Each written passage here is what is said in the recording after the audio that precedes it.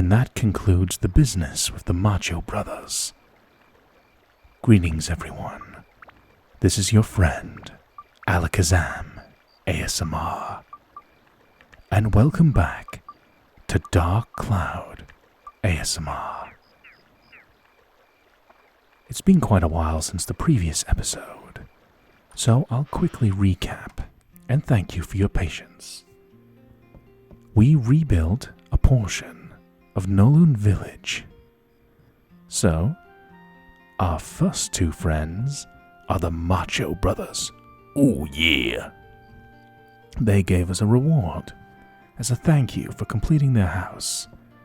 So, their house is back to the way it was, nicely decorated for these gym boys.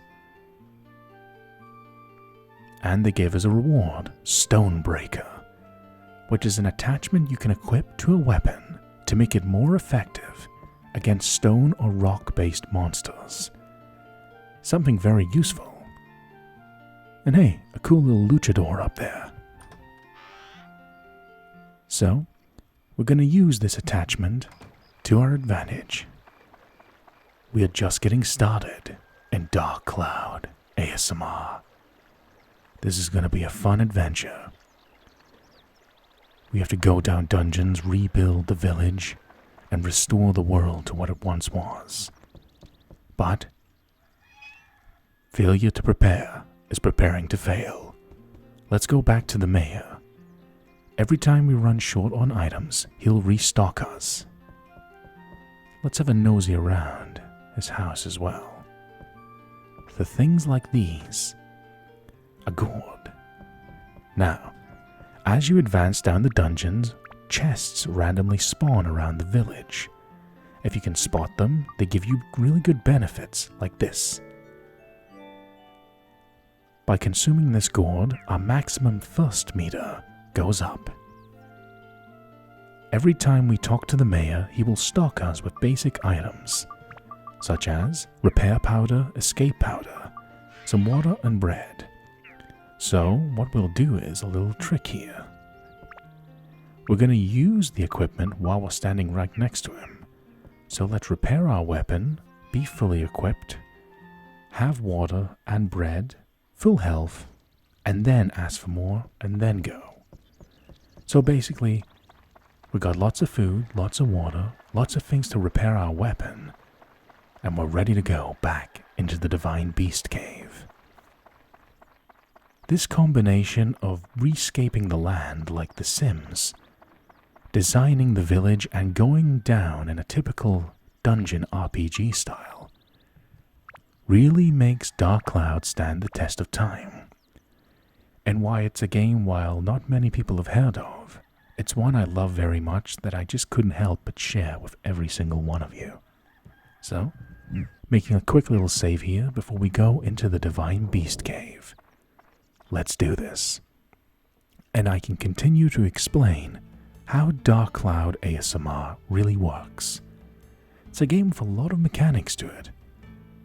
So, we've cleared 2 floors of the Divine Beast Cave. Now let's go to the 3rd floor.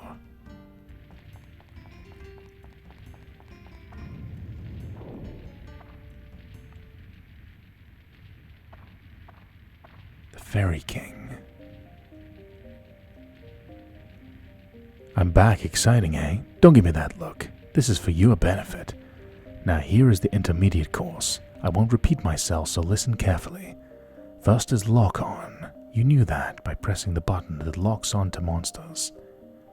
Red target frame will appear around an enemy as long as they're locked on. This is an explanation of targeting. We might have to fight multiple enemies at once, so we have to choose our battles wisely, as well as using the guard function to save ourselves. We can also change the attribute to fire, ice, thunder, wind, and holy, which will do bonus damage to different types of monsters. These can be given to our weapon with attachments. Some weapons inherently have these. Thanks, Fairy King. Advice we already know, but it's nice to get this for a newcomer. So, this enemy over here is a statue. This guy is really going to damage our weapon if we hit them with it. Now look at this. If we hit the statue, we do 6 damage. And it's eroding our weapon's health quite quickly. But if we equip this Stonebreaker to our weapon... See? We haven't done it, but we're doing a consistent 6 damage to the statue.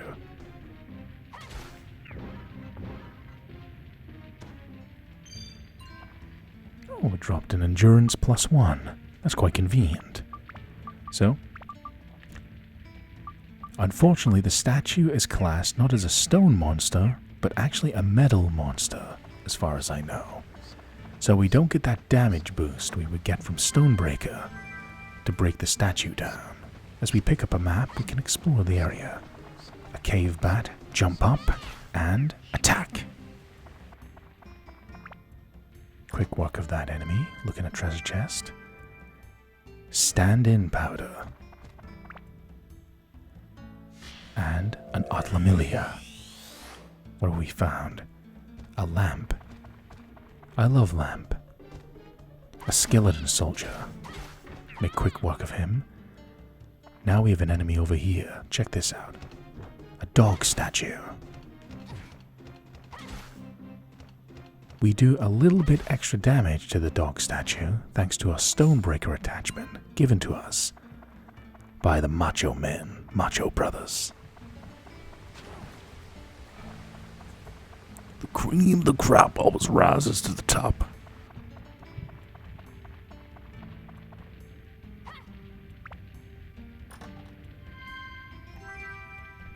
A magical crystal. So, used in combination with the map you find in every level, the map tells you the actual geographical location. The magical crystal tells you what's in each individual room. So, we'll get an enemy up here and one on our right. Gotta be careful, these guys can damage you quite badly. I'm gonna go into this oasis first. The oasis will recover our health and our thirst meter, so always take advantage. Activate an Atlamillia. A wheel. Nice. Okay. Let's just run by these enemies for now. Unfortunately, our starting weapon is rather weak, so I'd rather not waste weapon durability. There's always the chance we can find the key to the next floor around in a treasure chest.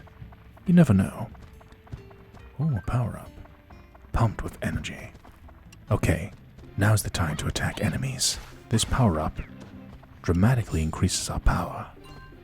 The less times we have to hit the enemy, the less our weapon HP will erode. Now it's time to repair our dagger. Got it. While we're pumped with energy, attack all enemies we can to minimize the amount of time we're losing HP on the weapon. There we go. We got Dran's crest. We can now go to the next floor. But let's get some Atla first. A cabin acquired.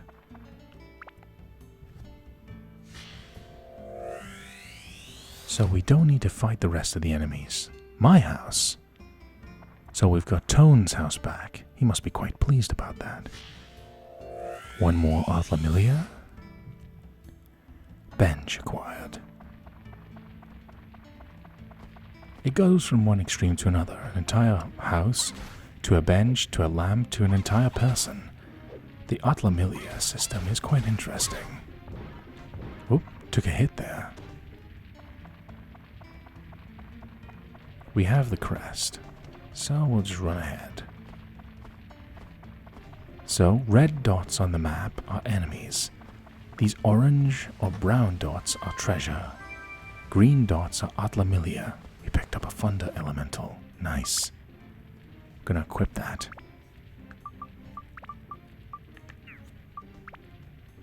We're gonna change our element from wind to thunder. See if this makes things any better. Nah.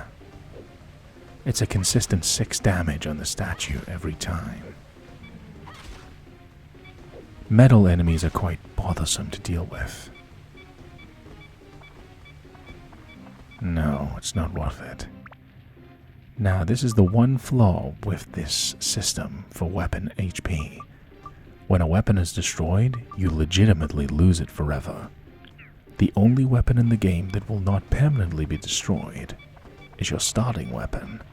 So in Tone's case, this is the dagger.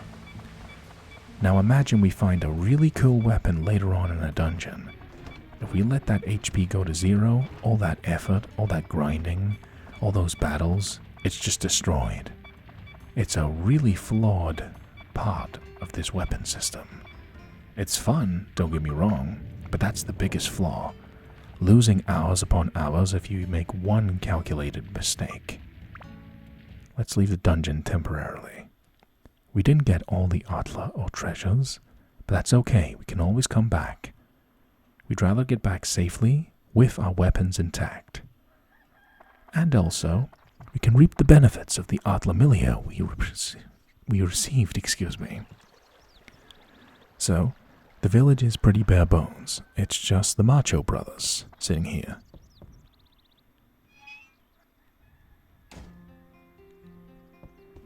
Don't get me wrong, that sounds amazing.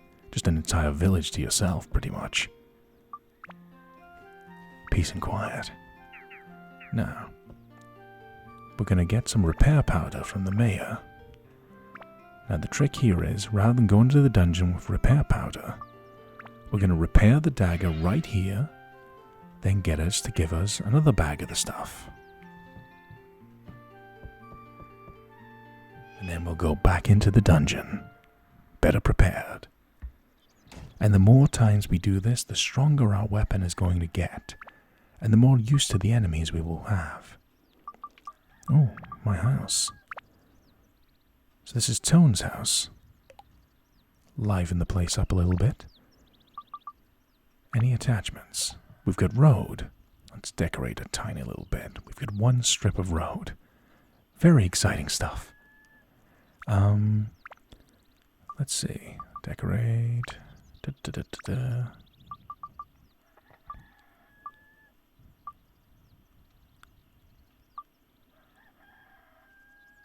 So there's free characters that can be put in Tone's house.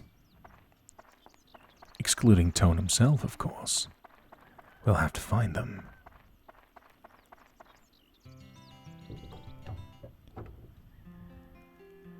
So Tone's house has a stable. He must have some kind of pet.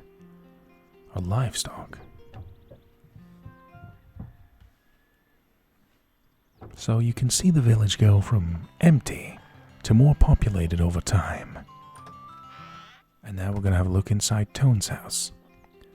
Now, I explained earlier on, by going in the mayor's house, it's good to explore the overworld, outside of the dungeon. The further down you go into the dungeon, random treasure chests occasionally spawn. Sometimes these are just basic items. Other times they're things that are extremely useful. Some of these items in the village are so useful that there's no point in missing them. They're too useful. But we haven't been lucky enough to find any. We found one in the mayor's house, but that's about it. But this is the start of the game. Wait until we get later on and we get more weapons and more means to restore the city back to what it once was.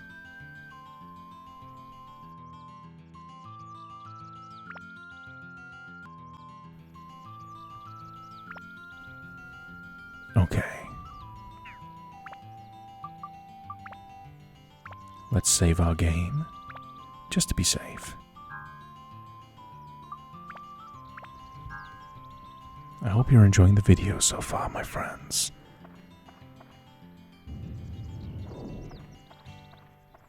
Now we go back into the Divine Beast Cave. So we cleared the third floor, but we didn't get all the stuff. We missed 2 Atlamillia.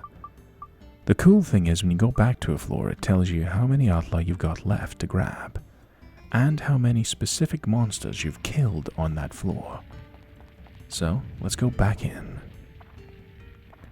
And go back to each floor in whatever order you really want. Statue dog goes down quick. A dasher.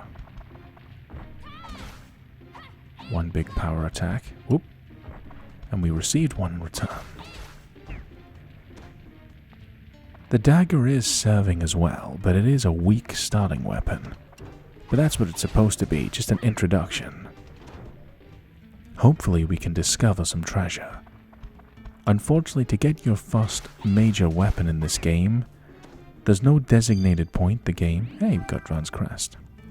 There's no designated point in the game. They just say, okay, here is your given weapon upgrade. You have to find it in the dungeon, and it's RNG. It's just totally random. So, you might get to the first floor and find your weapon. You might not find your weapon until the 10th floor. It's just the way the dice rolls. So, we'll use this oasis here and rest up.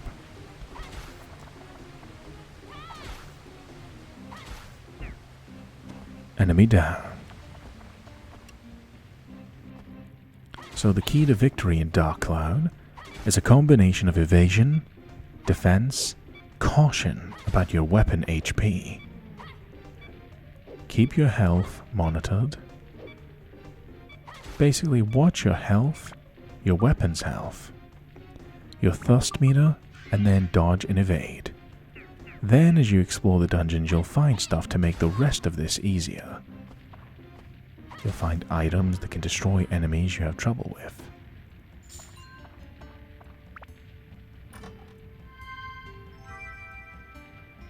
Prickly. That's fishing bait. We'll get into fishing at some point in this playthrough. Now, let's go looking around. We're missing 2 Atla from last time we were here. Dasher. Attack. Boom.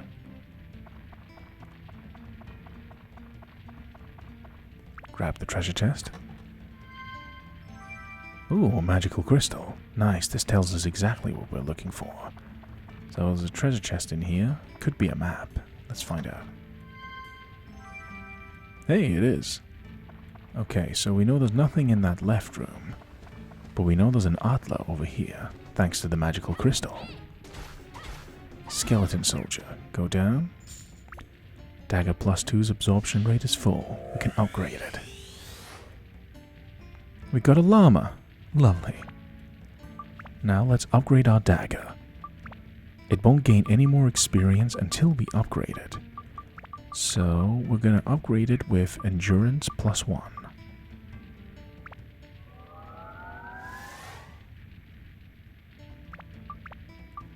I'm going to hold on to the other attachments for now.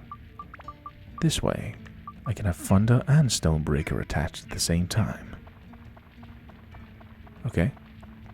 Inside this room is a treasure chest. Hopefully we get lucky and it's something good. Now in Dark Cloud ASMR, one thing you gotta look out for is big treasure chests. They tend to contain weapons. Speed +1. Nice. Means you can attack faster. So you get regular treasure chests. Anytime we see a large treasure chest, that's when I'm going to be like, oh yeah, that'll contain a weapon. We need to find a stronger weapon. So it's a bit of an uphill struggle at the start of the game because you're just getting used to the mechanics. The game forces you to use the dagger and your bare basic tactics to survive. As we get further and further into this dungeon, we're going to get more options to destroy our enemies. And we won't have to worry as much about weapon breakage, because we'll be able to get more of them.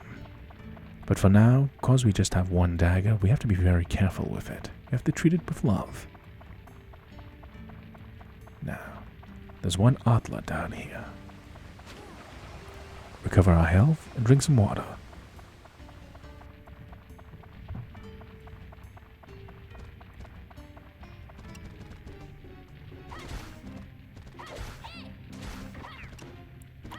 Spooky, scary skeletons. Okay, come on. Gotta make sure you don't get too reckless here. Yeah, not a good idea. It's not worth risking our weapon HP to fight 2 skeleton soldiers. We'll bump into them later down the line anyways. A fight avoided is a fight won.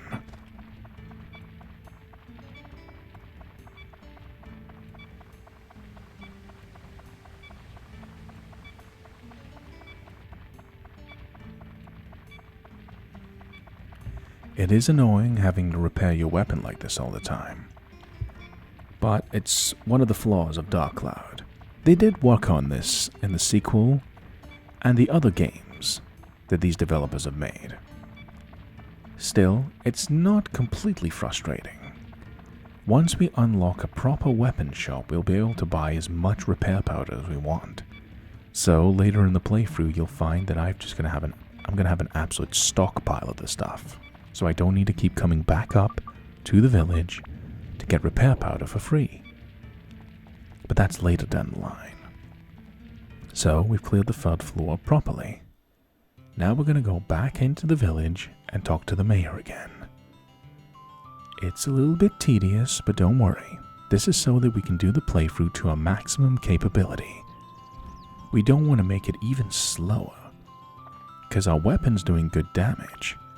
But if it breaks, it will go back to its base form.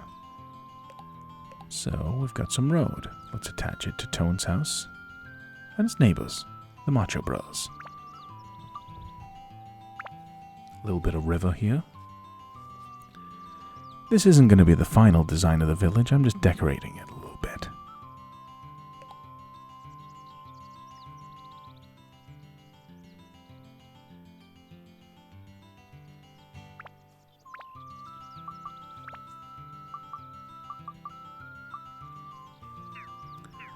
So we have many pieces, but until you get the actual buildings, you can't put the people inside them. But you can see the village is starting to populate very slowly. That's one very pleasing thing about Dark Cloud ASMR.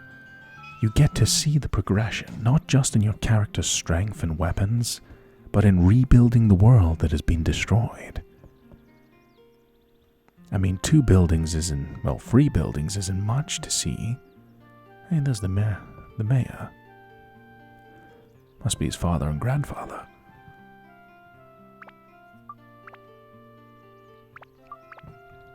So, gonna repair our dagger here. Then get even more repair powder. So we get 2 full health bars of attacks. It'll maximize the amount of time we can spend in the dungeon until we can unlock more stuff.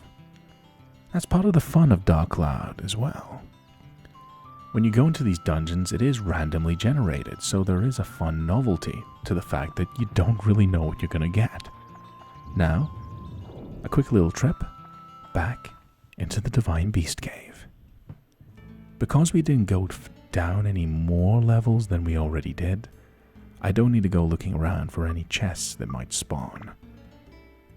But let's go back to Be Free. I'm trying to see if I can get a weapon. It's randomized.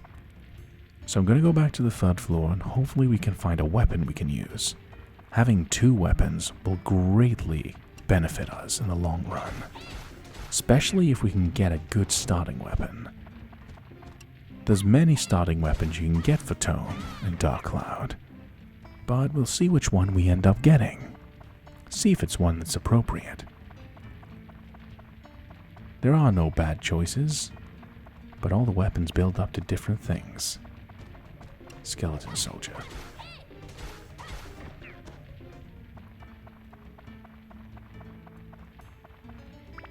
A power-up circle, and a treasure chest. A map. Nice. Pumped with energy. Okay. Any enemy that faces us will get obliterated. Whenever we have that power-up that fills us with energy, we will attack enemies ASAP. As we'll get some quick experience because we'll have more strength than we normally would. Case in point, 1-hit kill over there. Another cave bat. Attack. Leap. Destroy.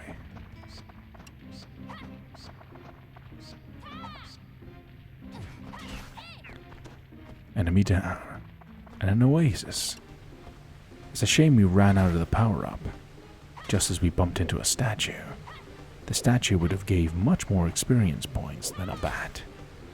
But still, we'll take this enemy down anyways. It's good training for their attack patterns. They are strong, but sluggish. Makes sense though, they're sentient statues. There's a treasure chest in here, let's have a look. A magic crystal perhaps? Yeah. You'll always find one map and one magic crystal in every level.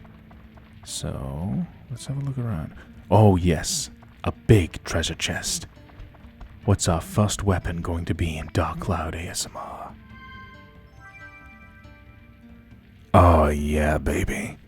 We got ourselves a Gladius. This weapon, in fact, that's probably the best choice I could get. Lightweight double-edged sword, fairly high attack power. Oh, this is perfect. Yeah, this'll do lovely. Okay, there's many reasons. This is the magic of recording this for ASMR. So, our first starting weapon, look at the difference. It's already got more attack than a level 3 dagger.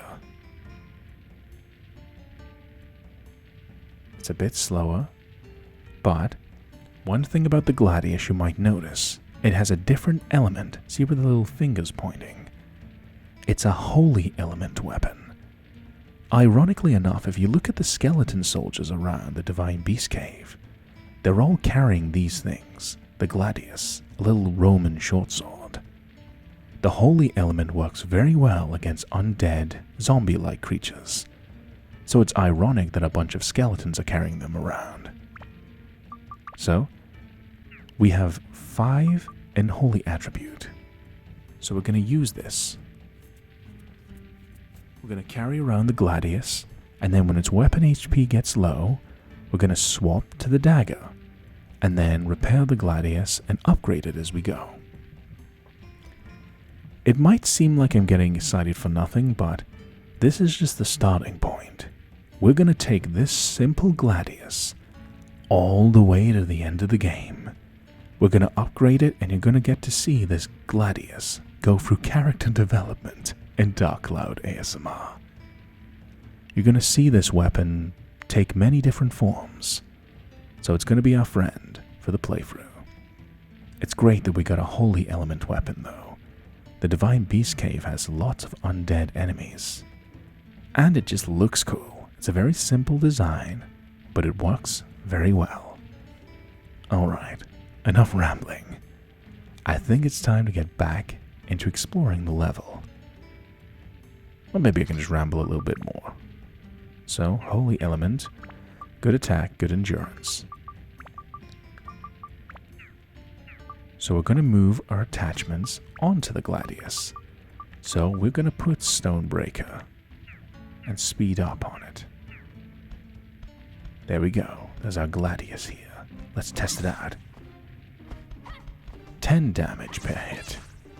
Boom. Dasher goes down just like that. Excellent. Let's attack the statue with it now. Slightly more damage, nothing too crazy, but still, more damage is good.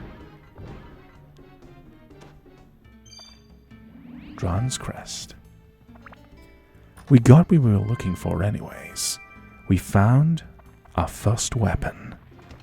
This will be the foundation that we build upon until we get our endgame weapon. This humble, modest little Gladius is going to turn into a legendary weapon by the end of this playthrough, and I hope you stick around long enough to see what it turns into. Thank you very much for watching this far into the video anyways. I really appreciate your company. I might be going down these dark dungeons, but I'm not doing it alone. Now, what a nice looking weapon. Very simple, but it works. Now you notice we can level up the Gladius. That's what we're going to try and do. So, let's attack a skeleton soldier. It made very quick work of him. Thanks to having holy element in our weapon, skeleton soldiers become incredibly easy. Hence why the Gladius is a very good starting weapon. Of course, you have other elements that work well against other creatures, but because the skeleton soldiers are so numerous, we can take them down very quickly, but we can also get lots of experience points. So sure, we might be able to take a statue down, but we can take down skeleton soldiers very fast. Fast experience. And the quicker we level up, the more quickly we can defeat everything else. So it all works out in the end. It's all part of the plan, you see. So, 2 more enemies in this level. Let's go down to the exit. I'm quite satisfied with that. We found a nice little starting weapon. And now we can continue on to the 4th floor. It also means whenever this weapon gets low in HP, we just swap out to the dagger. So it's a sword and a sidearm. The dagger will be an emergency weapon that we use when we absolutely have to.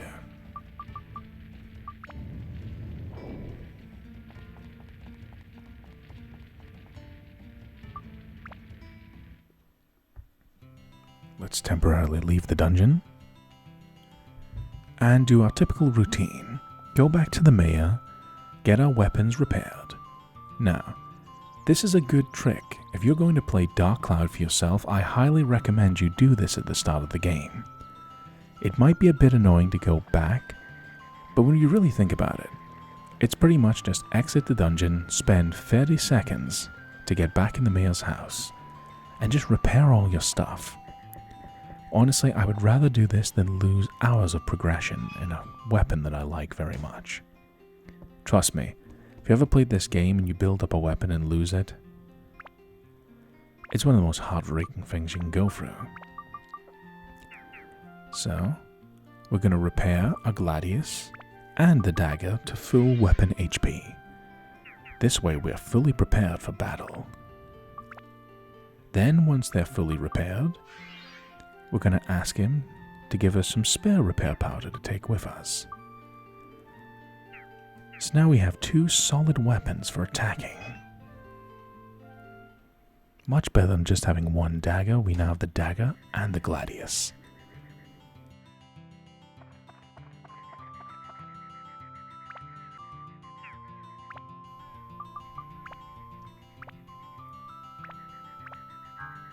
Okay, save our game just to be safe.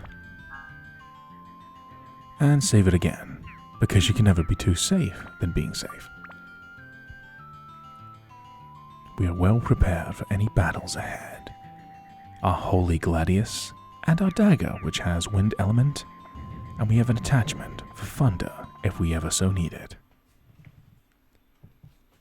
Now you'll notice the momentum's going to shift a bit more in the game. Now we have more means to defend ourselves, so the game's going to get a little bit easier from now on. Still challenging, but we have more means to be crafty and cunning. Floor 4.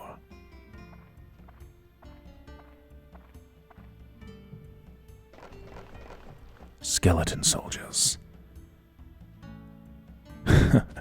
Now you die. Is that so? Well, it's a good way to practice this new Gladius. Enemies weak to holy element and a holy sword.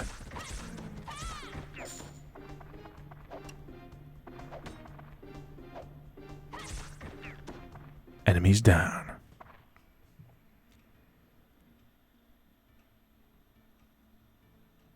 Tone. He's a tough one, Tone.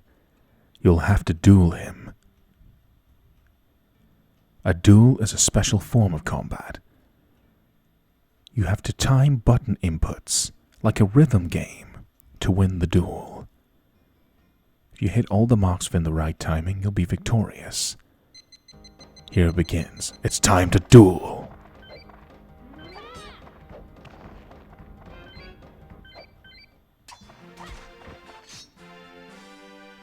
Victory is ours.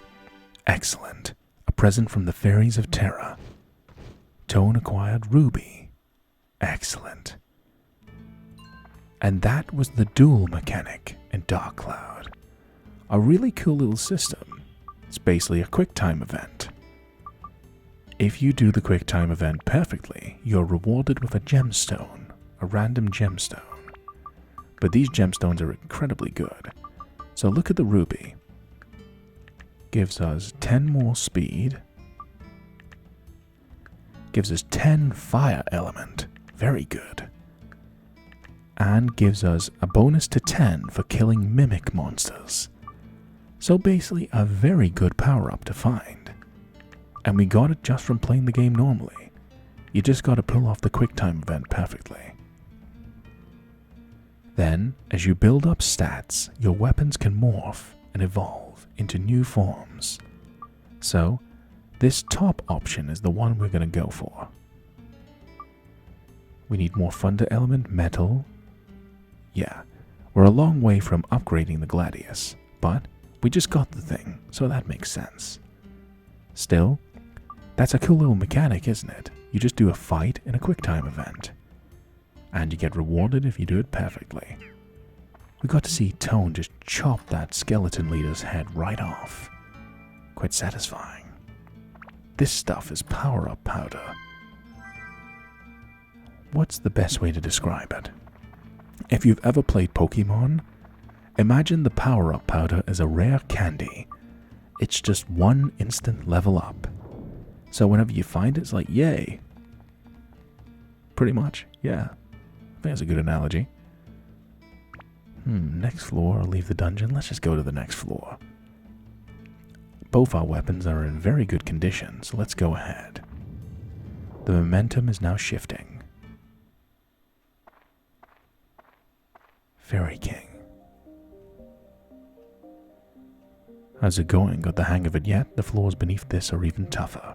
Now to the advanced course to give you a fair chance against the meaner enemies. Are you using your charge attack to fight enemies? Don't worry, I've got this covered. We've been using the charge attack for a while. And this is the Fairy King explaining how the weapon upgrade system works. Don't worry, I'll give you a physical demonstration just to make this easier to understand. Basically, the Fairy King is explaining that you can status break weapons, but I'll let you know what that means when the time arrives. But basically, you take the entire power of one weapon and stick it into another. So you basically fuse weapons, which is a cool concept. But I'm going to be tactical how I do this. Now thanks, Fairy King. I'll always be watching you. Thanks, Fairy King. We're in B5. Okay. This time, I'm going to demonstrate what the Fairy King was talking about status break. So, in order to demonstrate a status break, we need to find a weapon that we can upgrade to +5. Dron's Crest. Nice. Can already go to the next floor if we want. Now, the dagger's already at +3, so 2 more levels, and I can give you a physical demonstration what status break is supposed to mean. The game does a pretty good job at explaining it, but it's a good way to explain it by just showing you. It really is a simple concept once you get physically shown it. A banana. Lovely. And an Atla. Candy box acquired. Delicious. Dog statue goes down.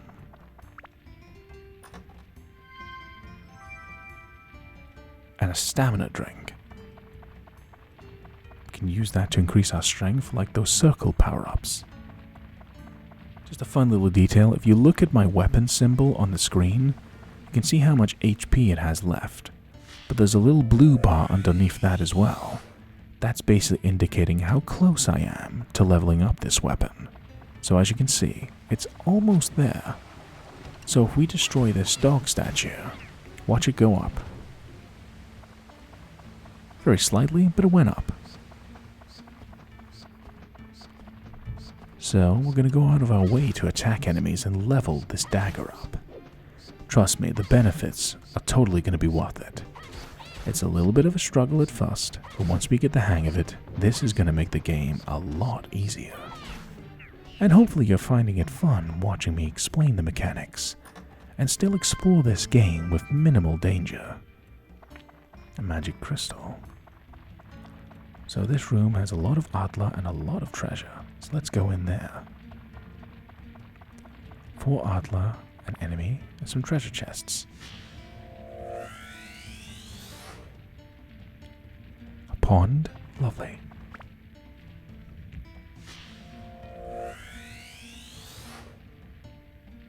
Excellent. Claude acquired.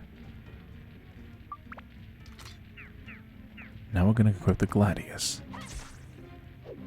Make the most of our weapons. After all, we are actually simultaneously leveling the Gladius and the dagger at the same time. So there's no disadvantage to using one over the other. We're going to need both. Attack. Okay.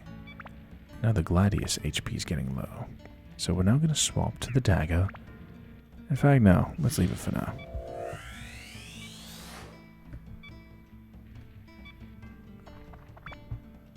Nah, we did actually change to the dagger. I thought I changed my mind, but I actually swapped.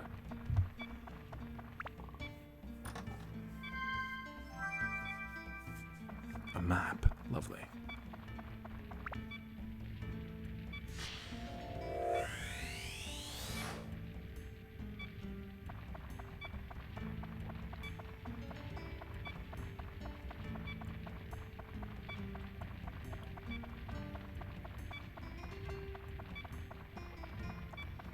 One more Atla.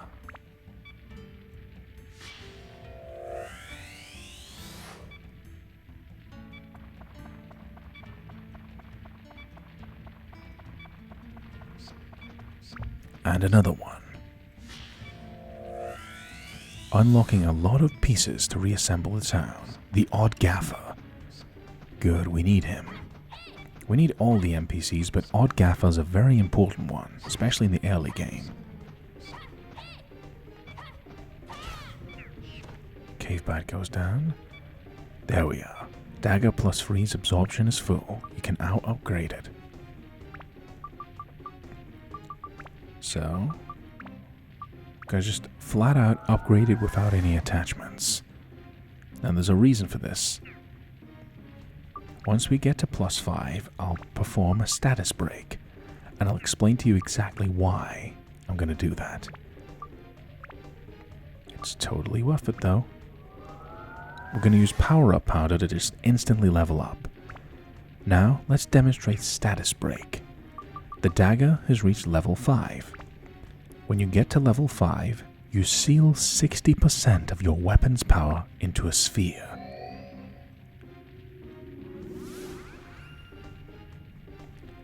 Now 60% of the dagger plus 5 has become a sphere. Now, the dagger is a weapon that just always is in our inventory. So it never truly goes away, but that +5 level power has been sealed into a sphere. We can attach this to our original dagger. Now look, it's doubled in attack, it has almost double endurance, it has a little bit more wind, and it has way more speed. Now we're going to equip this dagger +6.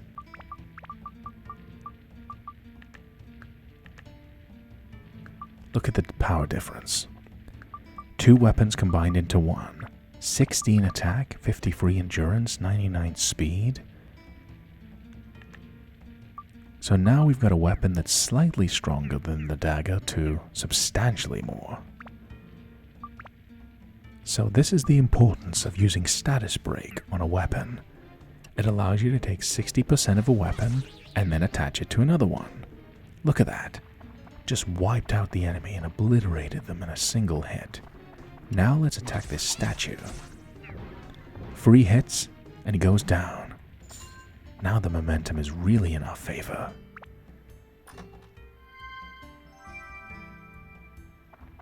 A Minon. Now, This is why status break is so important, because I can continue this process continually. As I find more and more weapons, I might actually use the weaker weapon, upgrade that, attach it to the big weapon that I want to turn into a legendary, and then it's just going to get stronger and stronger until before you know it, I have a legendary weapon that has no equal. So, let's repair. Now the great thing about the dagger is that it's a weapon that never goes away. The game will not allow you to go without a weapon. So if you status break the dagger, you just take 60% of its stats and stick it onto another weapon. That's very useful, especially in this early game.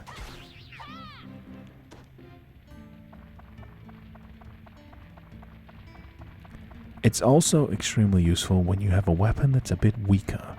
So if you've got a weapon that you really like, but it's not performing very well against enemies, attach a synth sphere to it. This will mean it can keep up until it eventually doesn't need the sphere anymore. I like to describe it as a training brace. You know, you wear it while you train, and then eventually it hits the point you don't need it anymore. So, this dagger synth sphere is going to hang around with us for quite a while. It's just that little bit of a power boost that's going to make destroying enemies so much easier. Now we can focus on leveling up our Gladius, which is going to be our primary weapon that we're going to upgrade for Tone. He's going to get some cool gimmicky weapons later in this playthrough as well, so don't you worry. I'm going to try and keep this playthrough as interesting as possible. Now let's leave the dungeon.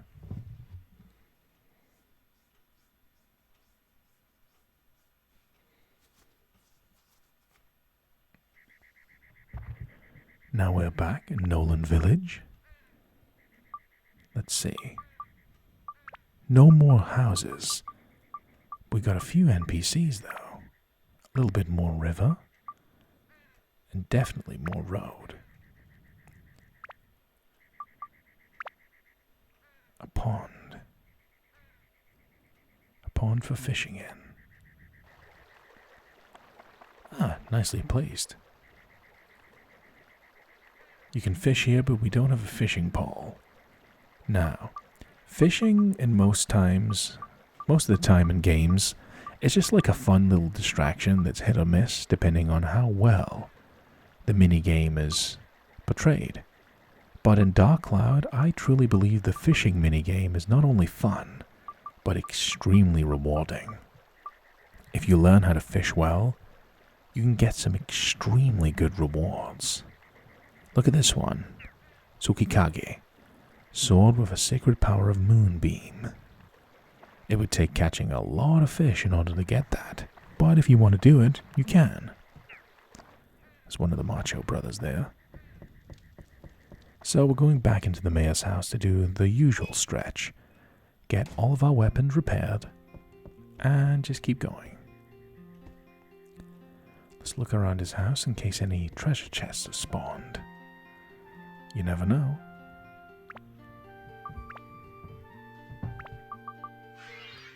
So we repair our dagger, which is now back to its base form. And repair our mighty Gladius. What a difference that is. Went from having just about 10 attack into 16. And having a higher endurance stat helps too. It means it takes longer for our weapon to degrade.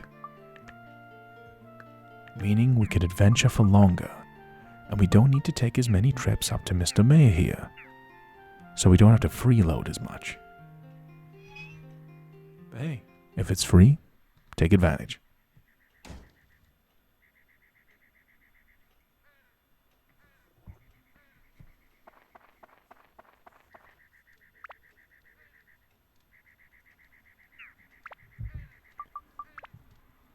Okay, let's save our game. How are you all doing, my friends? What do you think about Dark Cloud ASMR? I'd love to hear your opinions. What do you think about the battle system?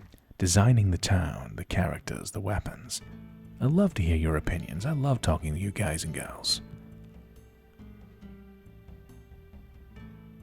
Now we've opened floor B6. There's not as many Outlaw in this level, so it looks like there's going to be a lot of enemies.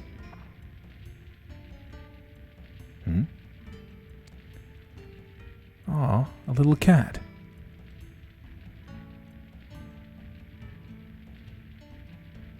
It's a little cutie pie. I love cats. Hopefully they're doing okay. Okay. Holy weapon for an undead enemy. Easy experience points. A single hit. And now we can already upgrade the Gladius. The only thing I'm going to do is I'm going to take the Sin Sphere out.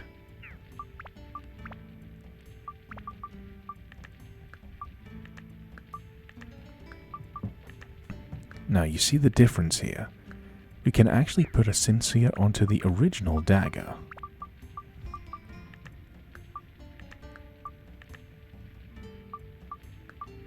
Now I'm going to show you, it's not even really a trick, it's just something you can do with the system of the weapons in this game. Now, I'm going to equip the dagger again. Whoop, enemy. A mimic. Luckily, our Gladius is strong against mimics. Also, this ruby power-up. These enemies are strong. Holy Element combined with anti-mimic stat attributes. Make that much easier. Now the idea is I want to build up the dagger to make another Sin Sphere. One already makes the Gladius a powerhouse. So if we can get 2 Sin Spheres on the thing, we're going to get him into a really good position at this level of the game. We want to get to the stage where we can just obliterate enemies in just a few blows, meaning we won't erode our HP and we can keep adventuring as long as we want, pretty much. Because at the start of the game they put a lot of these statues in the way to slow you down on purpose. A little bit of messing around here.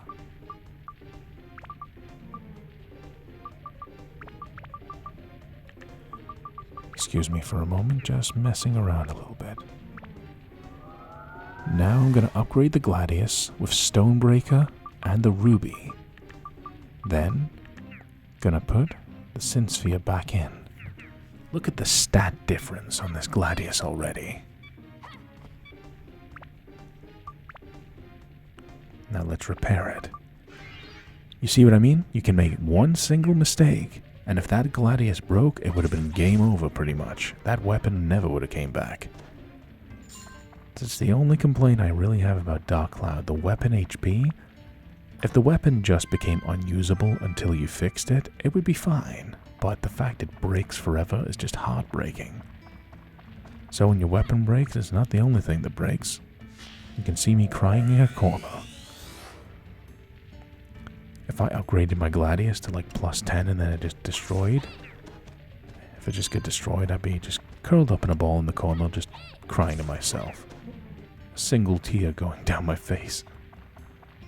Now that's an image you don't want to see.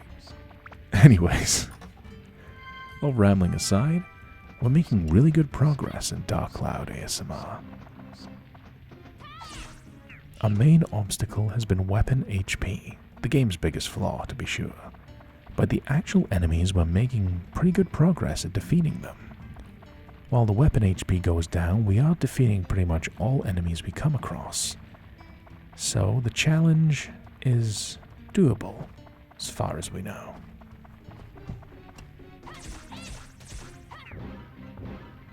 So we're going to save the Gladius for really strong enemies.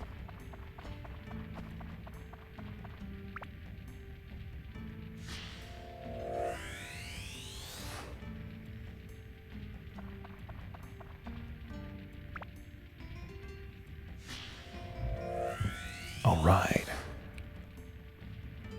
Gaffer's Buggy. Odd Gaffer is a very important NPC. We need to unlock him as soon as we can. but there's a trick to unlocking him as well I'll get into.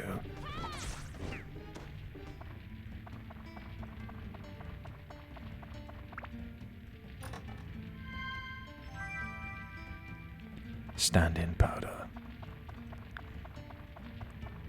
I'll explain what that stuff does later.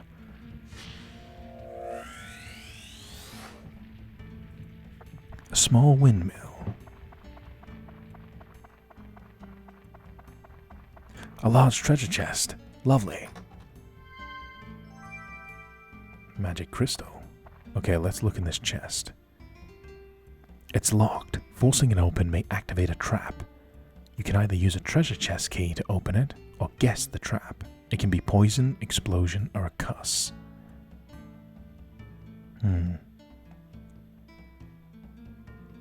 Failed to release the trap. The trap was poison. Amulets aren't effective. To be honest, if I'm gonna guess out of 3, I'll guess cuss. So we've been poisoned, but we can cure that. We have an antidote drink here. Now let's see what weapon we have sitting inside. Cry's knife. This is a little bit of a translation error, I think. I believe this weapon is actually supposed to be called the crystal knife, but they ran out of characters. Style it with magical power. Look at that. 12 attack, 25 endurance. It's a cool design though, and it's a holy element weapon. It also, so it's good against the undead right out of the gate. This is a good weapon, and it has 3 equipment slots instead of 2. So, if we didn't go back and get the Gladius, this would have been our first weapon, the crystal knife. So, here's the plan. Now that we have a third weapon, this is going to be the weapon that we try and turn into a synth sphere.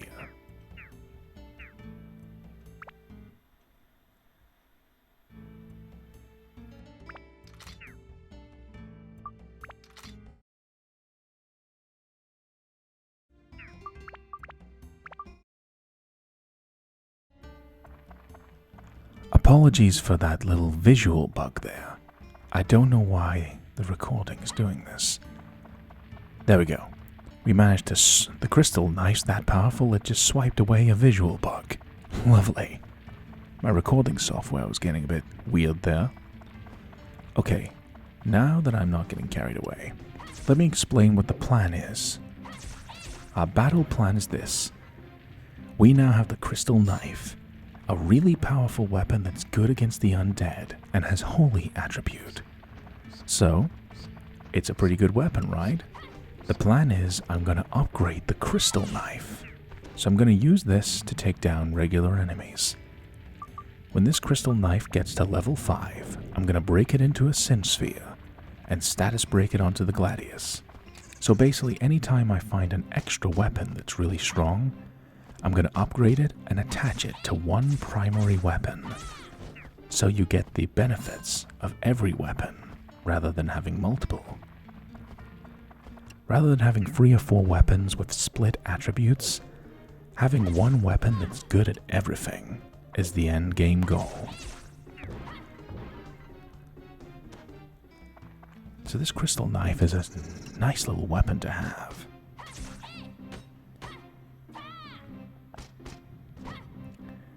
You see, the Gladius is a normal but modest little weapon.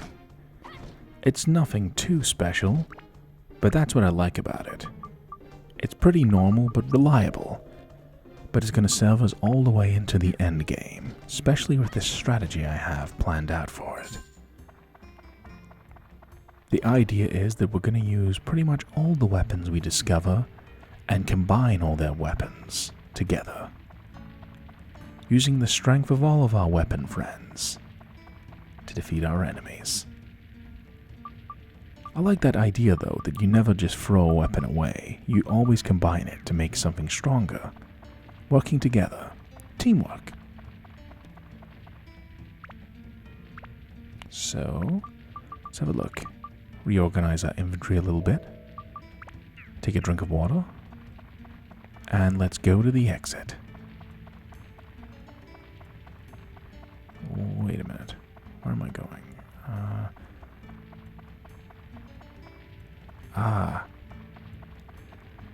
Right, there's one enemy left around here. I was on autopilot there for a moment, and then I realized I want to get a little bit more experience. So one more enemy, why not? You never know, that enemy could drop something valuable. Or it could be just a regular enemy. Skeleton soldier.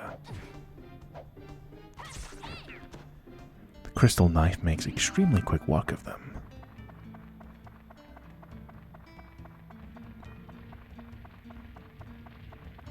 So now that we have Drawn's Crest, we can go to the next floor.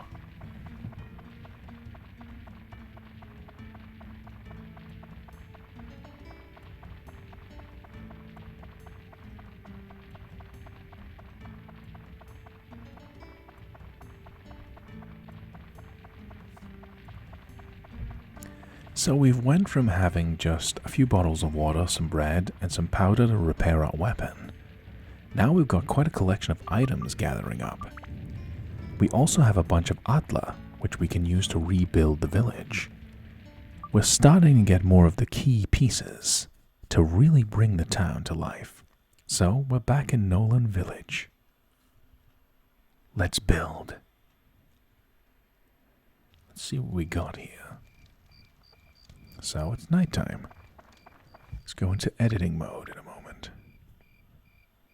Gaffer's buggy, a small windmill, and my house. Okay, the small windmill doesn't do anything, it's just decoration. But it's nice to have around.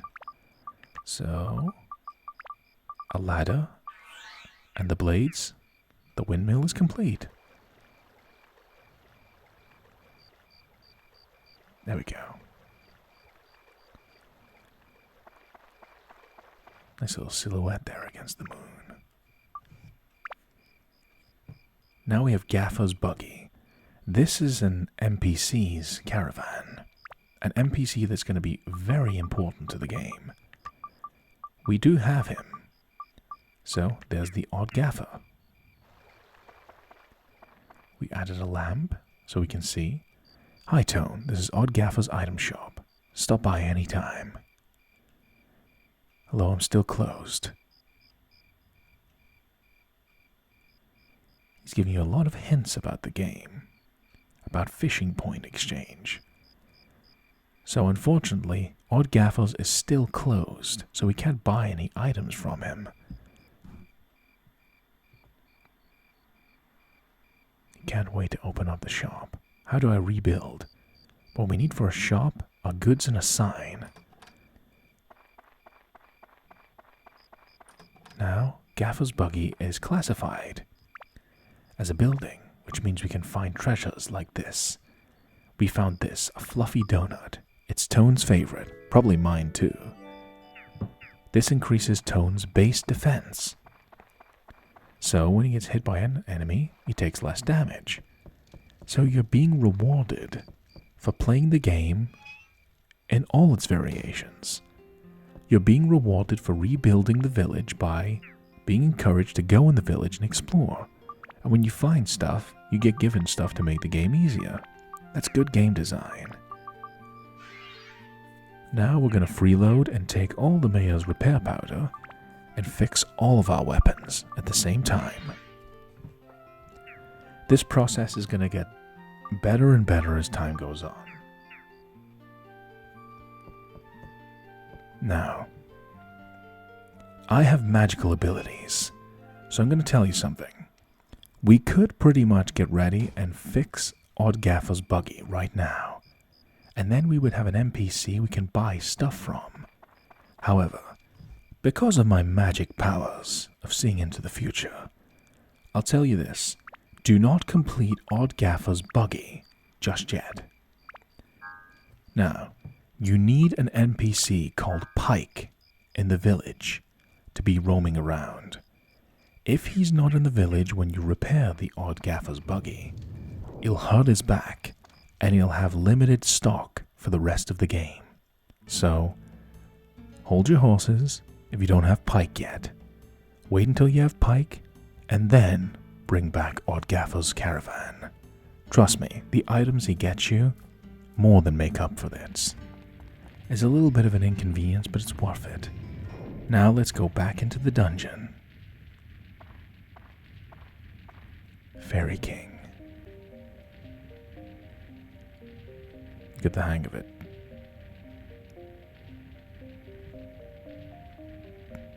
Special areas in the dungeon. First, the back floor. Each dungeon has floors that have back floors, and the way to enter differs for each dungeon. You can figure it out.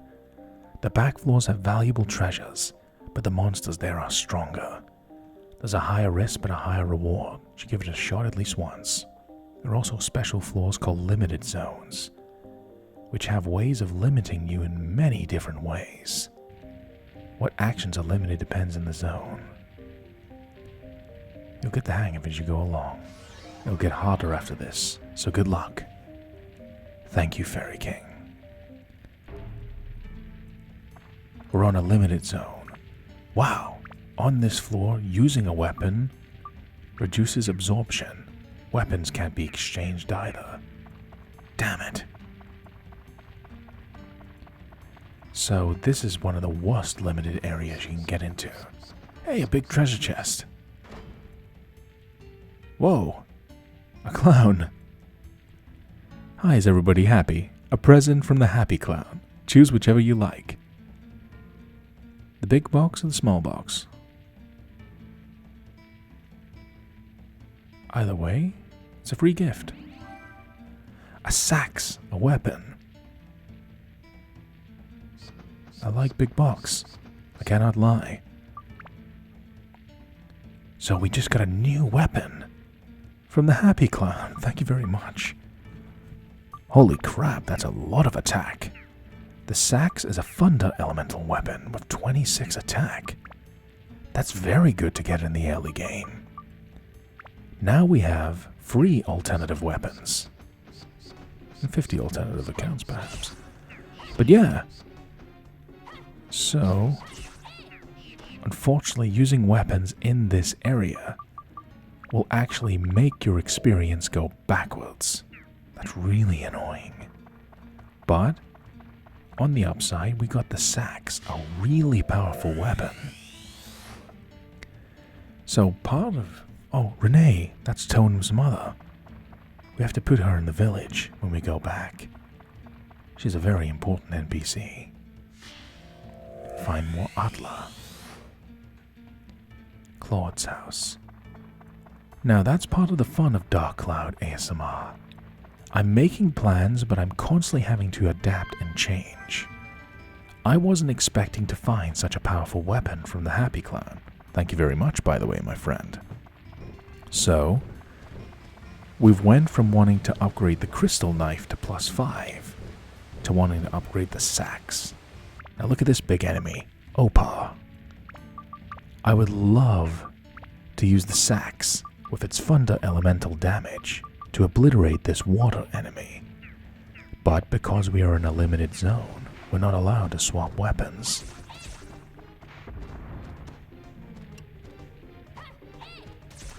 So we have to commit to using the crystal knife, but it's got a lot of weapon HP.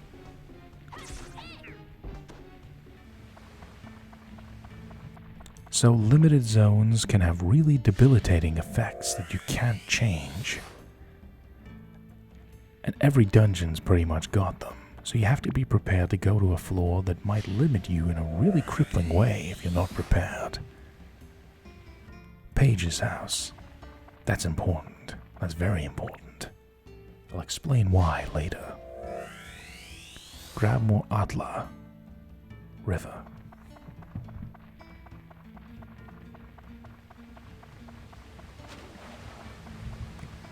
An oasis to recover our health. We're lucky that we got the crystal knife for a zone like this. It has a lot of weapon HP, and we're not allowed to swap to other weapons, so having one that can last the entire journey is very good. We're very fortunate to get so many alternative weapons. Nice. Dran's Crest. Okay. Besides treasure and the Atla, let's get the hell out of here. So there's no point in fighting these enemies now. We won't get any experience from fighting them. If it was any other zone, I would fight everything. But we're actually wasting time fighting these guys, unless we want to go for dropped items. But those are quite rare, so we'll just leave it. See, limited zones, truth be told, are a real pain. So you want to get out of them as quickly as you can. But thanks to the magic of recording this for ASMR, and having you, my friends, by my side, we got really lucky. We have the crystal knife, we have the sax, and we have the Gladius. We have a lot of tools to play around with. Wait a minute, another big chest? Are you kidding me? Guess the trap. Is it a curse? The trap was an explosion. We can tank that, though. Are you kidding me?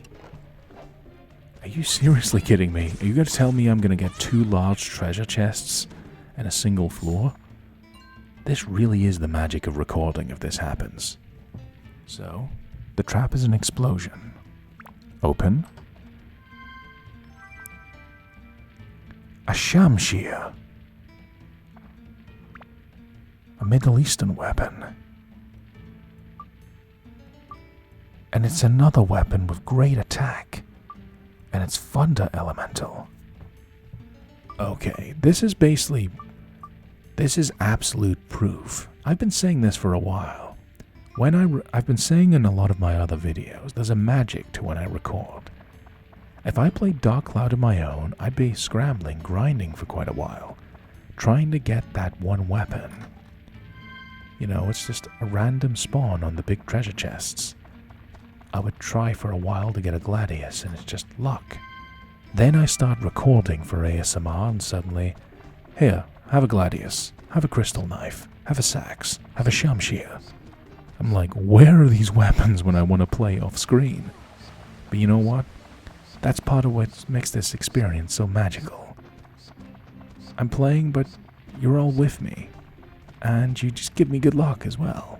So thank you very much for these really conveniently timed weapon drops, my friends. I really appreciate them. When we get out of this forsaken limited zone, we now have 2 really powerful weapons we can swap between, the sax and the shamshir. So now we have 2 good options to synsphere. Whenever we upgrade one of those weapons very far, we can synsphere it, stick it at another weapon, and make basically a big super special awesome mega weapon. Pretty much. So, we're back in Nolan Village. Now, this is where it's going to get interesting. This is Paige's house, house of Angler Pike, and his daughter Paige. 2 important NPCs. I explained how you need Pike in order to have the gaffer's buggy operate properly. He's a merchant, so we're going to put him next to the dungeon, because anytime we go to the dungeon, we want to buy stuff off of him. This is Paige's house. The town's starting to come to life, isn't it? Storage and a fence. Paige's father, good. A girl you knew since she was little. So Pike?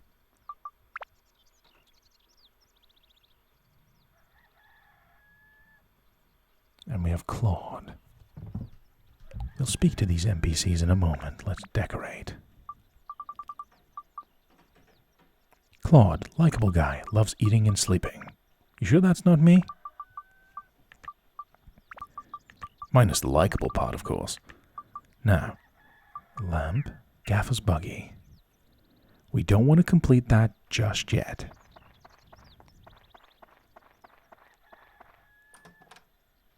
Tasty water. So the more buildings we assemble in the village, the more treasures we can potentially find that can help us in our dungeon journeys. Whoa.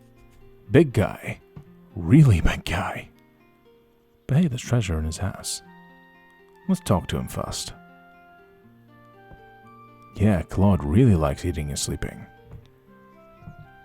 Hello. The food from the festival, I wonder what happened to it. I hope there's some left.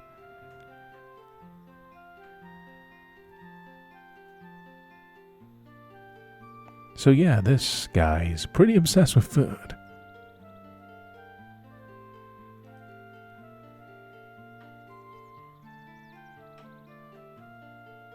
Did you find any good food inside the dungeon? Yeah, I feel like this conversation's gonna go in a direction talking about food.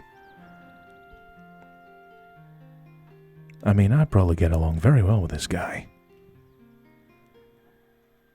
How to rebuild your house. Don't forget the box with candies. That's most important. So this is how we rebuild his house. He needs more space to hold more food. Of course, clearly needs it. Beastbuster. That's a good attachment. He's got a nice little house, doesn't he? Quite cozy. Oh. See what I mean? It's very easy to miss little treasures. They're in the outside of the village as well as inside NPCs' houses. So, let's see. Claude's house. We'll put a bench. Some cabin storage. And let's put the sweeties in there.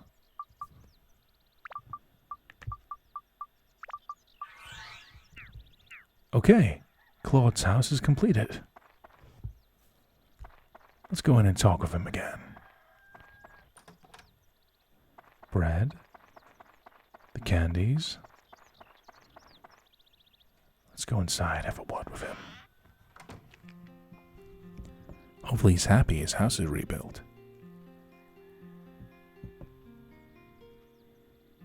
Hey, Tone, what's up? Oh yeah, that's right. I have to give you something for fixing my house. Let's see what I have here. Here, take this. Come on, I insist. Thanks, Claude. Candy. Who could have guessed? Okay, you're all set. See ya. Now, this is quite interesting. This item we got, the candy, it seems very generic, but it's going to become very important down the line. Check this out. What does the candy do? Swirl that makes you dizzy, sweet and yummy. So, it doesn't do anything. Whoa, whoa, whoa. Claude's got a bomb in his storage. Okay, dude. Maybe I shouldn't go into this guy's search history. Anyways, he seems like a nice guy. He just really likes his food. Maybe he just gotta defend it someday. So, Claude's house gives us a reward, candy, and a few treasure chests that will occasionally spawn near his building. Now, while I grab random treasures, Fruit of Eden, that's a very good one. I'm going to demonstrate why the Fruit of Eden's a very good treasure to find. You only find these in the village. Increases your maximum HP. Tone's HP increased by 10. Lovely. That's exactly what we want. So we have a bomb, which is a throwable weapon. Now, look at all these weapons we have now. We have the Sax, which is good against plants and mimics and has thunder element. The Shamshir is good against flying enemies. A little good against wizards. Alright. So, we're going to freeload, off the mayor one more time. Possibly the last time, actually. I'll explain. So, okay. So we're going to repair all 4 of our weapons now. We're really taking advantage of the mayor. But we are restoring the town and the world, so it's good to take advantage of his hospitality, but we appreciate it. But I think the mayor will get a pretty good approval rating if he helps the guy that saves the entire town. You know what I'm saying? So we now have 4 weapons that are completely repaired, including our base weapon for an emergency. Gladius, crystal knife, sax, and shamshir. Now, the little candy that we got from Claude is going to be an interesting thing. I'll point that out the next time we need to use it, but for now, it's just a little cosmetic item in our inventory. Now, let's go to Paige's house. This is Pike the Fisher and Paige, who's one of Tone's childhood friends. Let's make some road. If we got enough space. Nah. A little bit of river? Yeah, why not? Make it look cool. A little bit of decoration can be fun.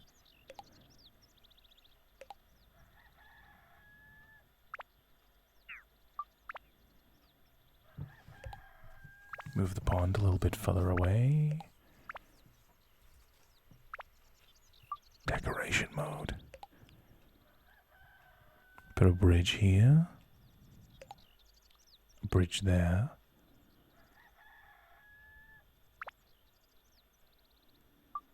Any more road we can build with? Yeah, remove that. This isn't the final design of the village, I just like decorating it as I go. Hopefully this is a relaxing experience for you too. This is definitely a fun gimmick to play around with, just decorating the town from scratch. Okay, Paige's house. Let's put a bridge and a little bit of road.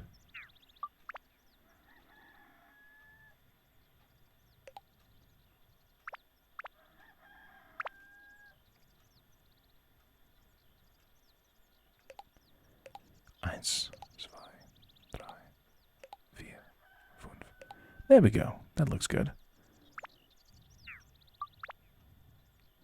Then we'll move the pond to here. I think that's quite aesthetically pleasing, don't you? The village is starting to become more and more populated and more bristling with life. We now have a fishing pond, the Macho Brothers over there, our house, Claude, whose house has been fully stocked, and Paige's house. Now let's go looking around. As we unlock more and more NPCs, we'll get more and more important items. Now, finally, let's go to Paige's house. Very important NPC's house for 2 specific reasons. 2 of them are very important. Beast Buster, nice. An attachment that makes it stronger against beasts. We'll need that later. More treasure chests. Let's go grab it. Sky Hunter. For winged creatures. Paige and Pike have got a nice place, don't they? Stonebreaker. Oh, cute little teddy bear. This must be Paige's. Nothing wrong with having a teddy bear. We all gotta have friends, don't we? So. Adventure Day Free. Time flies when you're having fun.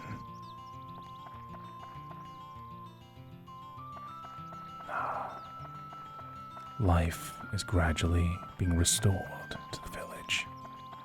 It's good to see.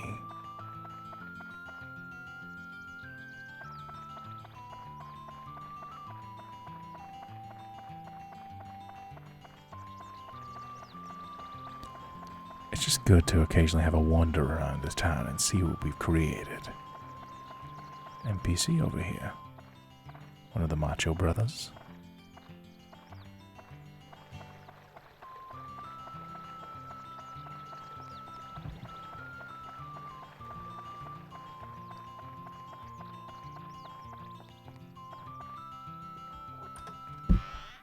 Oh, excuse me.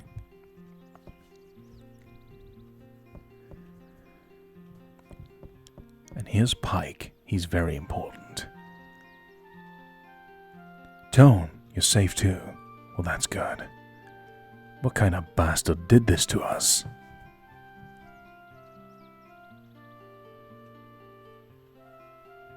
Paige has gone off somewhere again. I wish she would come home earlier once in a while. Tone, can you tell her that for me? She'll probably listen to you more than me. There's a legendary fish. The name is Modern Garayan of Happiness. Where you can catch it, how you can catch it, or let alone what it looks like, they're all unknown. The word is if you catch it, you can be happy. Catching a Modern Garayan is all the fish's dream. I wish I could catch it. Maybe we'll catch one day. But we need a fishing rod to fish with. How should I rebuild? You know I like fishing, don't you? Hint, hint. Tell me how to rebuild your house. We need a wheel for the buggy to be outside. It's a part I use for fixing the old man's buggy. He must think I own a repair shop or something. Now that's the important part. We need Pike to help Odd Gaffer repair his buggy. With my powers of clairvoyance, I know that if we send Odd Gaffer to repair the buggy himself, disaster will strike. But now that Pike's here to basically do all the hard labor... Sorry Pike, but it's a necessary evil. Now that Pike is here, we have unlocked Odd Gaffer's buggy. This is basically farewell to all the freebies from the mayor. As soon as we unlock the buggy, that's the first shop in the game that we have access to. This is where the game basically takes off the training wheels and says, okay, that's enough free stuff. Now you have to buy your own things. Now that's a bit rough to deal with at first, but it's actually a good thing, because it means if I want repair powder, I don't need to go back to the mayor every time. I can buy multiple copies of repair powder, meaning I can stay down in the dungeons for longer and longer. So, just had to do a little respawn there as I explain things. Now,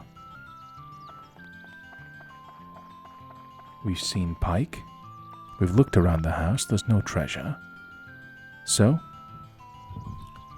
let's go visit our first shop in Dark Cloud, ASMR. The Odd Gaffer's buggy. We have an event for unlocking it. Let's go have a look. It's a nice wagon, isn't it? There's Pike up there. How's this, Gaffer?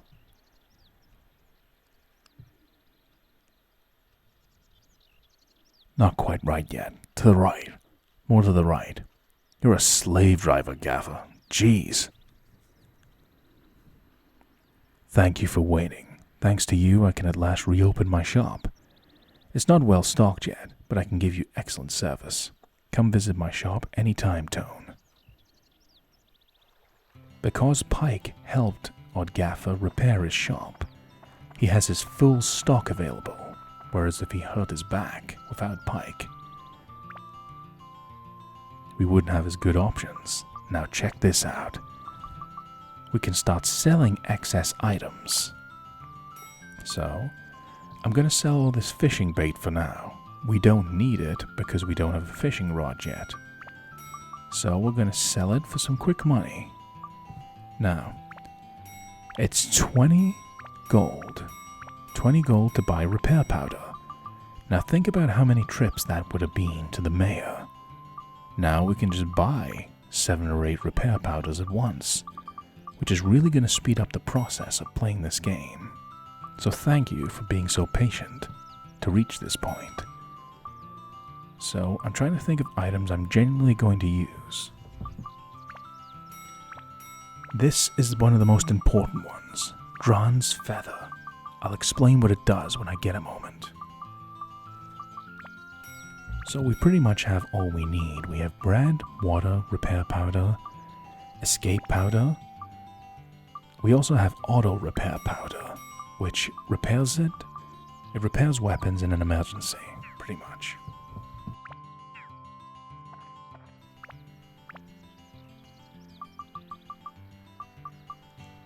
So pretty much, we've got everything we need. A very important item is this that we've stockpiled. This is known as Dran's Feather. This is just something I feel like every player of Dark Cloud should have glued to their active item slot. So, what does Dran's Feather do? I'll demonstrate when we go back in the Divine Beast Cave. Now, I'm going to explain my logic here as well. The Gladius was the first weapon we picked up, so we're going to be loyal to it. Even though the Crystal Knife and the Shamshir are more powerful weapons right out of the gate, we're going to take the first weapon we ever discovered, build up the weakest possible weapon we could find, and take it all the way to the end. And the Sax and Crystal Knife and Shamshir are going to help us get there. Because we need a lot of stats to make a legendary weapon out of this. But we'll get there, my friends. Now, let's go back in the Divine Beast Cave, and you'll just get to see how different this is going to be. We have all the equipment we need, so let's see what lies ahead. Only one Atla. What could be ahead of us?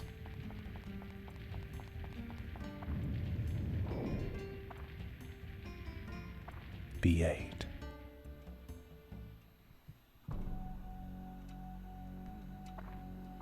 Who's this? Well done, making it here. I had a good look at your ability. Or maybe it was just that stone on your left arm. No doubt, that is the legendary Atlamillia, a treasure from the gods that only the worthy can possess. Hard to believe you are worthy of it, but that's not the issue here. Would you be so kind as to hand it over to me?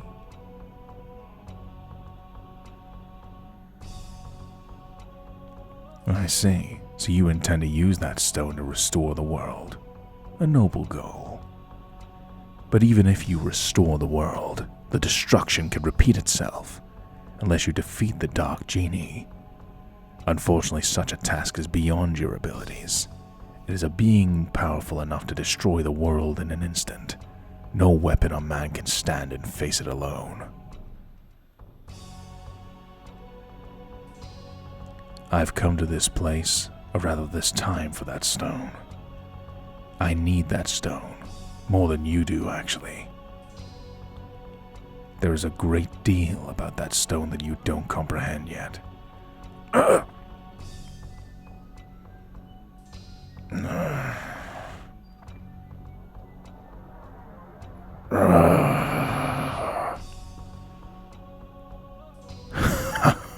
Pardon me, I do ramble on sometimes.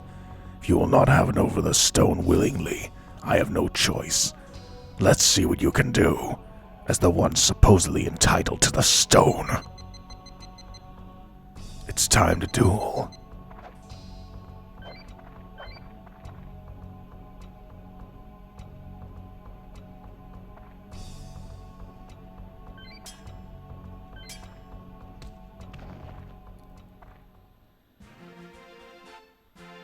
Whoever this guy is, he's strong.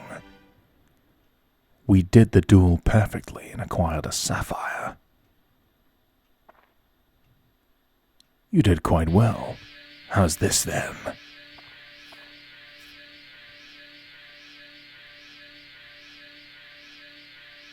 The cat.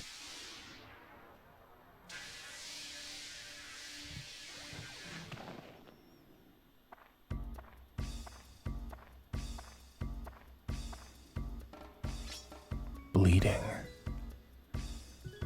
You amuse me, boy. You can't even handle an attack as meager as this. You cannot be worthy of the stone. Hmm? The cat, scared.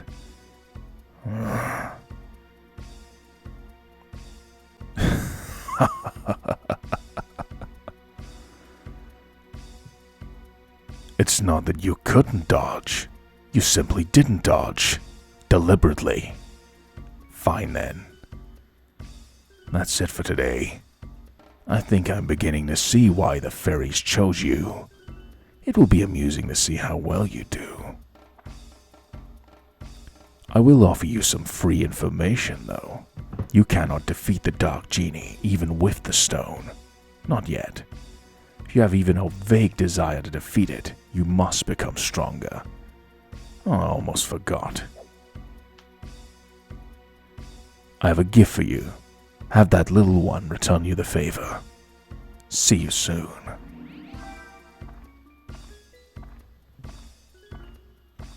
A changing potion.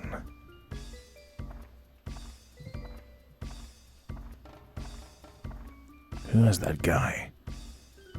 But at least the cat's safe. What a cutie. Hey! The cat turned into an Atla. That's good though, it means the cat isn't dead. It's just sealed in the Atla. Let's free them.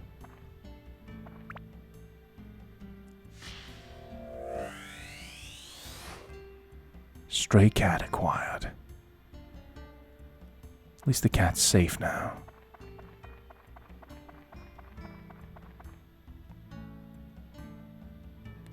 Tone cannot jump this. We're at a dead end. We can't get past here. Who was that guy? We did the duel perfectly, and we still lost the battle to him. He seemed to be possessed by some kind of darkness, but he also had a sense of nobility.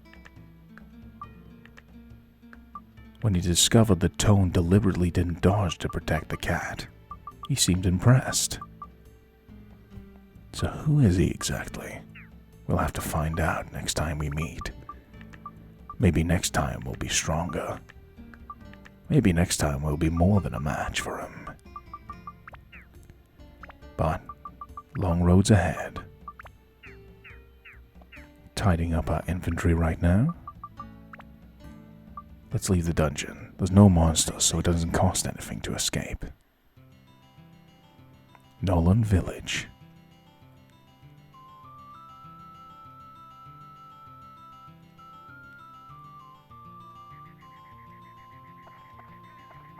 Okay. So we've hit a dead end. Let's reassemble parts of the village. Renee and Tone's house. Spent so long saving everybody else, we forgot to save ourselves. Renee, Tone's mother. Always worries about Tone. Typical mother. A llama. Stray cat. So the cat can be put into Tone's house. A treasure chest. Bread. Lovely. There she is, Tone's mother. She's pretty. Tone, you're all right. Oh, good. Don't worry me anymore, please. You're going to that cave lately, aren't you? Just don't do anything dangerous, alright? Typical concerned mother. Weapons will go stronger and stronger if you take good care of them. We will. Pay attention to their status and don't let them break. Oh, I'm sure. That's not going to happen. It'd be lovely if the morning sun would come in from the upstairs window and wake me up. We'll deal with that when we get all the ingredients to rebuild the village. Tone, do you ever think the two of us living here alone is a bit lonely?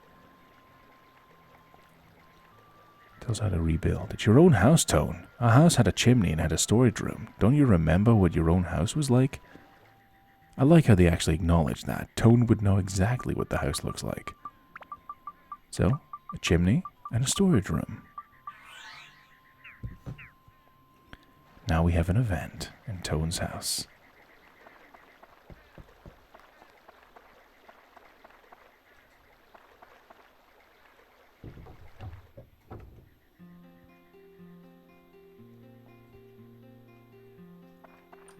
A chest. More bread. Look at this little cutie pie here. It's a llama. Bleh. Premium ASMR content from Alakazam ASMR. Bleh. Hope you're enjoying the playthrough so far, my friends. Oh, look. Little kitty's hiding in the corner here. Now, ain't that adorable? I love cats. I love all animals. Llamas are cute too. I fed a few of them in my time.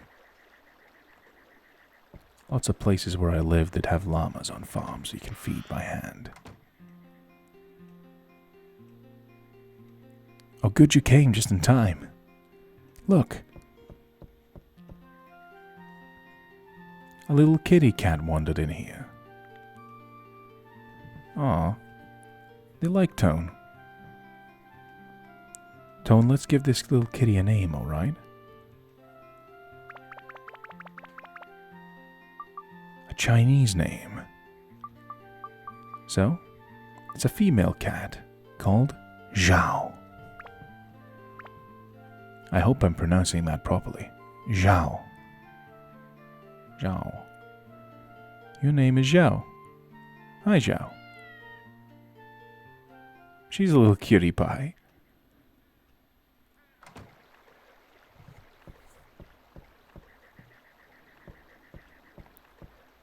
But we didn't unlock anything from that event besides Zhao being there, being adopted. However, that mysterious guy gave us this. A magical potion that changes animal to human. And we just got an animal as a pet. 2 + 2 is 4. Repair powder.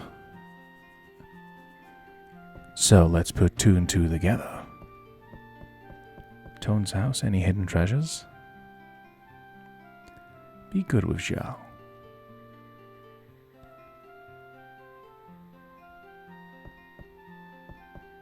Let's go upstairs.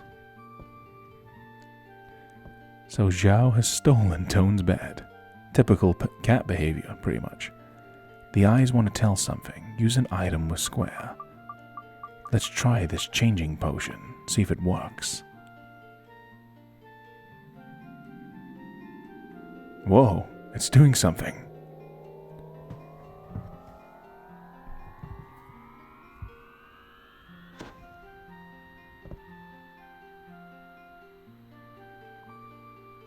What? What's this? Whoa, I'm like totally a human. Wow, how did you do it, Master? Are you a wizard? No, I'm just Tone. Oh well, never mind. Well anyways, Zhao wants to help Master with the adventure. Please, can I? Please, please, please? Say yes. Say yes.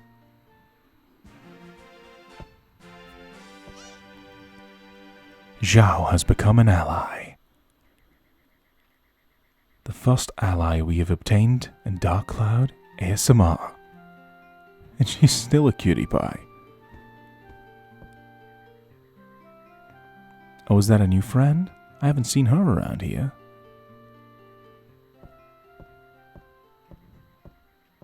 Tone's got a lot of explaining to do. The Fairy King.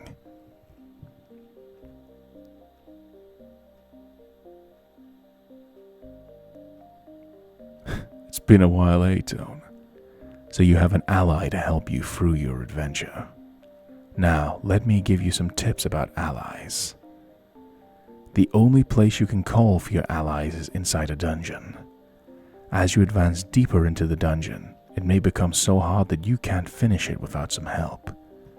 When you run into situations that you can't handle on your own, it's a good idea to get help from an ally. They'll be happy to help you. However, you're the only one with the power of the Atlamillia that can break the seal of Atla. So long. Take care of Zhao. We will, my friends.